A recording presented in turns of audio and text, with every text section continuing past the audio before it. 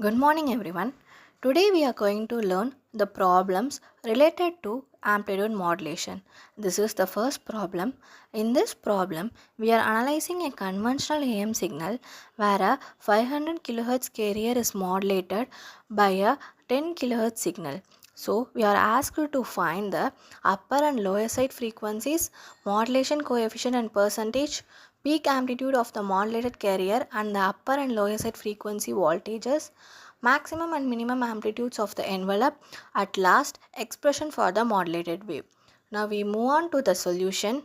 So the upper side frequency is found by adding the carrier and modulating frequency, that is 500 plus 10 we get 510 kilohertz. Similarly for the lower side frequency is 500 minus 10. So we have to subtract the carrier frequency and the modulating frequency.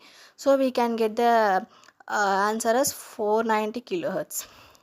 So the next question is we have to find the modulation index and the percentage. So modulation index is the ratio of message amplitude to carrier amplitude. From the question you have to taken Vm by Vc, that is 7.5 by 20, we can get 0.375. For percentage, multiply the answer by 100, so we can get 37.5 percentage. The next, sideband amplitudes. So the peak voltage of each sideband is calculated by m into Vc by 2. Now substitute the value of modulation index and the carrier voltage. We can get the answer as 3.75 volt.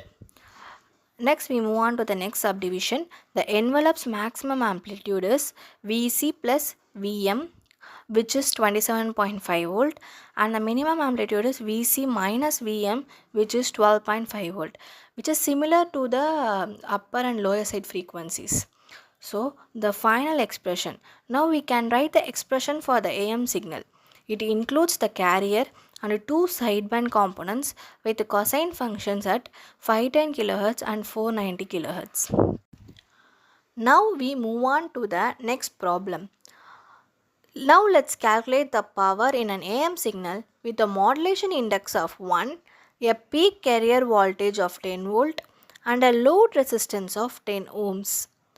We are asked to determine powers of the carrier and the USB and LSB, total sideband power, total power of the modulated wave, and at last draw the power spectrum.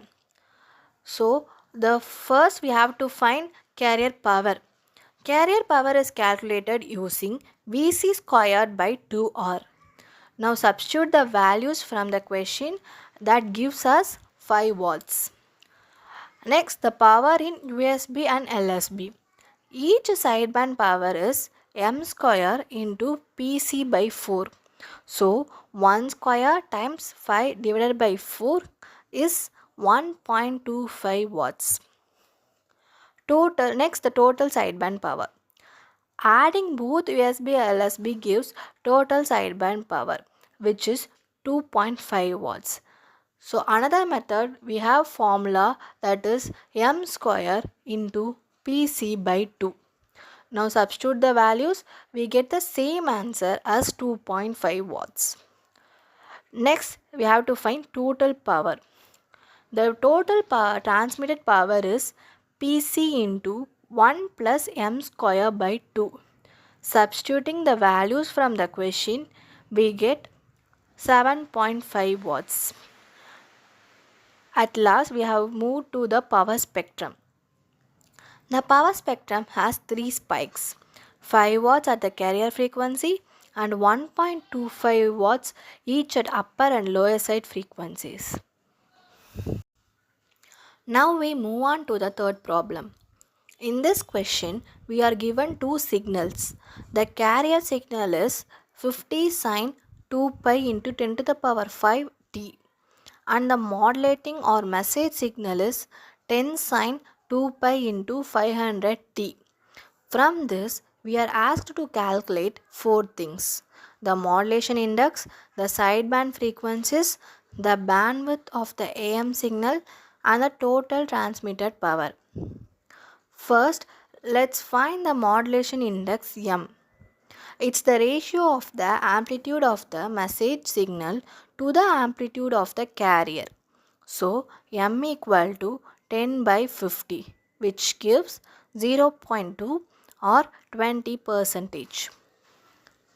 Next, the carrier frequency is 100 kHz and the message frequency is 500 Hz.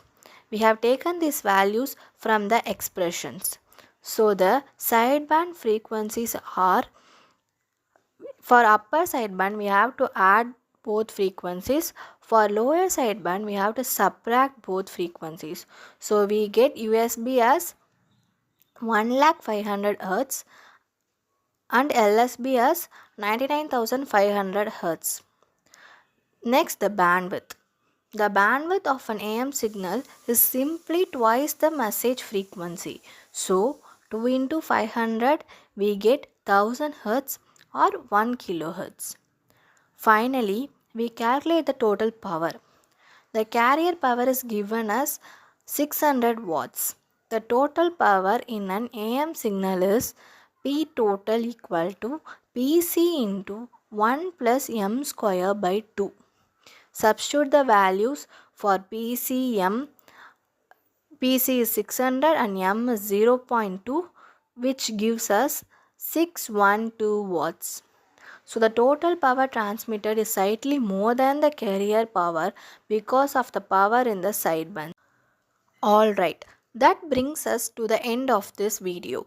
We have now clearly understood how to solve different types of amplitude modulation problems, from calculating side frequencies and modulation index to determining total transmitted power and bandwidth.